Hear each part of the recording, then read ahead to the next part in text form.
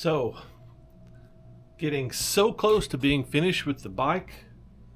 I got my thumb brake relocated. Bled, I think, is about as good as it's going to get. Saddlebags are mounted. Just a few more diddly things to finish up. And I discovered that I'm missing a bolt that's holding the engine in. I'm going to show you that real quick. So, it's basically a bolt. I don't know if you can see it. Right in. Let's see if I can do this with two hands. Of course I can't. Of course I can't. Stop rolling away. Basically, the bolt that's missing is right there. And this goes through and bolts into the head. And it's a custom bolt that came with this aftermarket Crashbars, but also the OEM bars that come on the bike have the same issue, apparently. It's a known issue, and apparently the bolts work their way loose and then hang in there and rip the threads out. So the head has a bolt hole in it just right here, and that mounts to the frame. Even without the crash bars, the frame, there's a bolt that goes through the frame and into the head here. So this is something I can't overlook. But it has been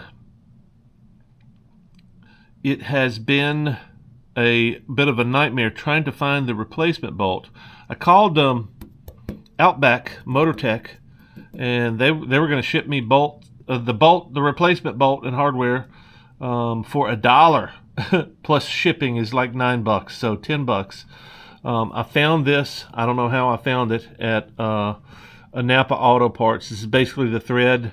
This is the same size bolt I need. Apparently 1.25 in this size is unobtainium, so there was one bolt in town. But I just wanted to come in here and put this thing in. I've already run a scope in here to see how bad the threads are, and they look like there's almost nothing there. But I wanted to run this in here just to see kind of what it looks like, and it doesn't appear to be threading in. But what do I know? I'm not a... Wow, it actually almost feels like it is. Wow, so there is threads in there. Wow, there is threads in there. Okay, so maybe I'm just going to get lucky here. Or does that thing just sit there and spin now? I don't know. Yeah, it just sits there and spins. So there's some impressions. Well, at least it's not completely hollowed out. So the issue that I have now is I need to put, yeah, just kind of what I figured from looking at it. So here's a couple of issues. Number one, I think everybody goes back tries to put the same bolt in here because this is spec'd. This is a M12 1.25 60. So 60, length is 60 millimeters, 12 millimeter M12, and then the pitch is 1.25. So my question is this fine thread bolt the problem? And should I go back with that and do Heli-coil in there with this fine thread? Or should I go with a coarser thread since I'm going to have to drill that thing out anyway? What should I do? How should I resolve this situation? And the biggest issue for me is, I think at this point, is me drilling out and tapping and putting a Heli-coil in there going to solve it with this fine thread, or would it solve it with a coarser thread? And can I even do it with a coarser thread? I'm guessing I can. I'm just wondering what kind of problems that would cause overall. But if anybody knows the best solution, because I don't care. This does not have to be a spec'd bolt, because this is only spec'd at this length because of these aftermarket bars. And the thread, as far as I'm concerned, well, the thread's shot in there. It's gone. So the question in my mind is, do I go back with this?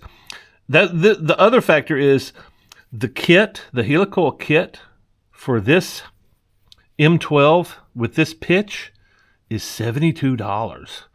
And, you know, I can get every other kit out there on the market for half that price or less, a third that price. So that's what's got me started thinking. But anyway, I just wanted to throw that out for any of you guys. If everybody said this is a known problem for the T7, and that's my issue, is if it's a known problem, was it because of the thread pitch? Was it because the threads were too small and there was nothing to bite on there? Or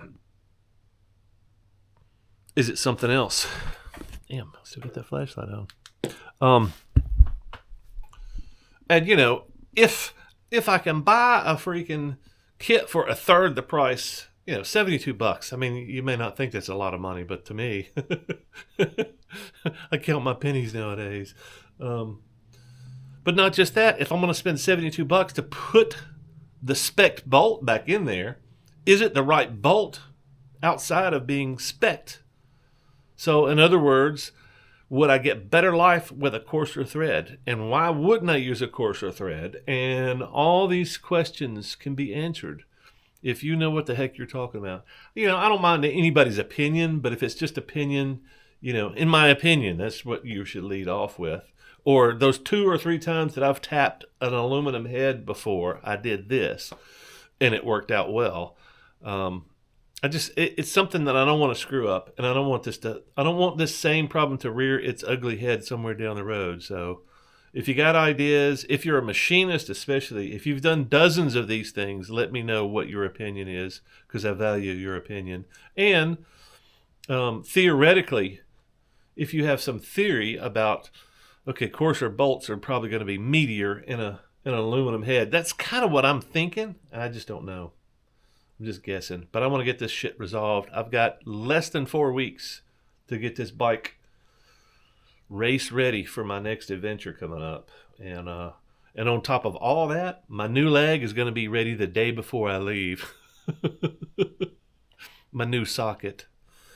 We're changing things up. It should have been ready had I had everything the way I had everything scheduled. It should have been ready next week, which would be 3 weeks early. Is that right? Yeah. Almost 3 weeks early. But since I'm going with another solution that's probably going to be a better fit for my lifestyle, riding on a motorcycle and camping and all that, I think the better solution is going to be go with the newer solution and roll the dice. If something screws up, I think it's 2 or 3 days before the next rally starts. My plan was to head that way and take my time, but now I may have to spend it redoing the legs. So we'll see. I don't know. I was so excited to find a bolt here in town. That way I don't have to wait till next Friday to get the bolt in the mail. And now I'm reconsidering everything. It's like, don't I just need a M12 with some kind of threads that's 60 millimeters? Isn't that all I need? Tell me what you think.